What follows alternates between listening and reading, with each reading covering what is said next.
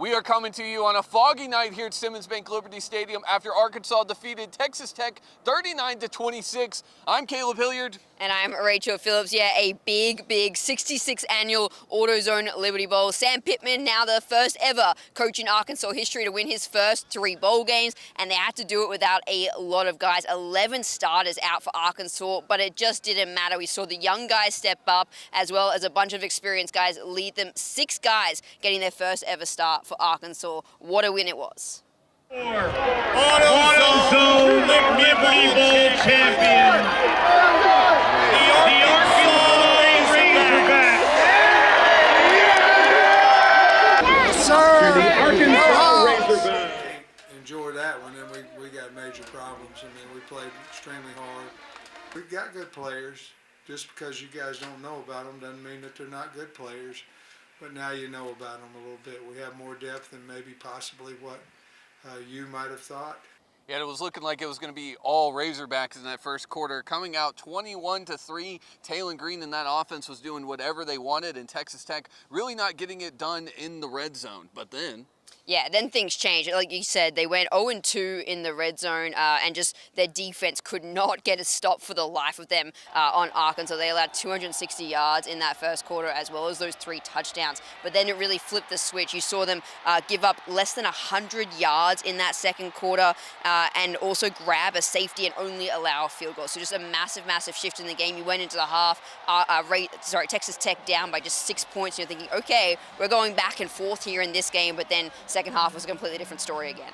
yeah, Arkansas had a little bit of a wake-up call. Sam Pittman coming in and probably saying, this is a freshman quarterback we're going up against. We have a relatively experienced defense, and they essentially made Texas Tech simplify their game plan. They didn't allow any chunk plays. They weren't allowing any long runs, and they were really getting it done on those second and longs, making sure that they didn't have easy third and shorts, and Texas Tech did not look like the same team that they were in the first half. We weren't stopping the run very well in the first half. We weren't stopping anything, to be honest with you, very well in the first half, and we went to try to make them more one-dimensional. Yeah, our coach got on us at halftime.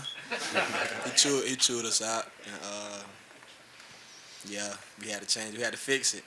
We shut them out the second half, and Coming into this game, we said that the quarterback matchup was going to be one of the difference makers, and it's really what ended up being one of the key and big difference makers in how this game played out. You see Taylen Green coming in. He had 3,000 more yards and 18 more touchdowns this season than the backup QB, redshirt freshman Will Hammond, playing for Texas Tech, obviously because their starter out with a shoulder injury and had to have shoulder surgery.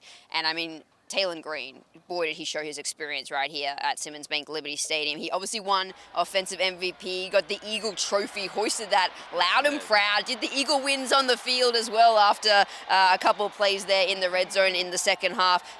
11 of 21, 422 total yards, 81 on the ground, 341 in the air, 3 total touchdowns, and no interceptions. And that was really the big difference between the 2 quarterbacks in this game. And Texas Tech at the same time have a bright future with Will Hammond, someone to come in.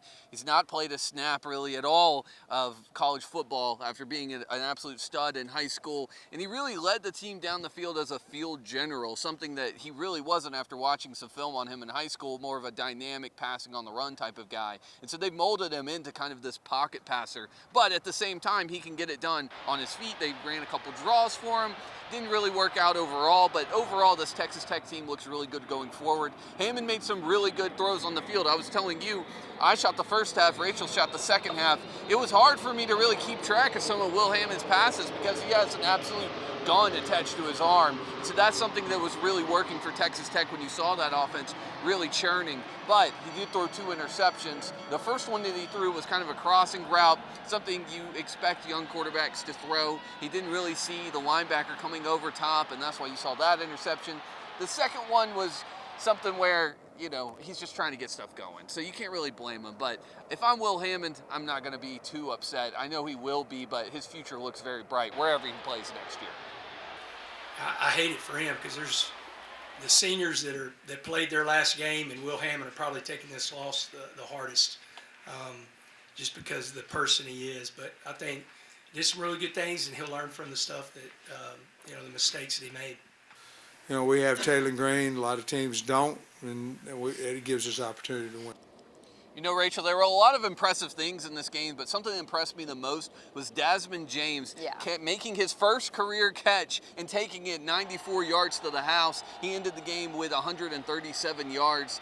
Really impressive outing from him. And then you have someone like Tyrell Reed as well for Arkansas, who made his first catch, ran it into the end zone. Arkansas, like you said at the beginning, utilizing a lot of guys who do not have that much experience in coming out here and really running Texas Tech out of town. Yeah, a really cool moment for both of those young guys. Also really great to see freshman Jacoby Williams from Texas Tech have a great game. 123 yards, a touchdown, averaging 8 yards per carry, and awesome to see him come in because obviously the big question mark coming to this game was, will Taj Brook, Texas Tech's all-time leading rusher, suit up and play one final game before he goes and puts his name in the NFL draft? He obviously didn't play. That gives the young guys a chance, and boy, did Williams make the most of that opportunity. He really showed that, he maybe is a changing of the guard. We're going to see a lot of him in the future for Texas Tech, as well as for both of these teams. Not necessarily the way Texas Tech wanted to end the season, but still a very successful season for them, finishing 8-5,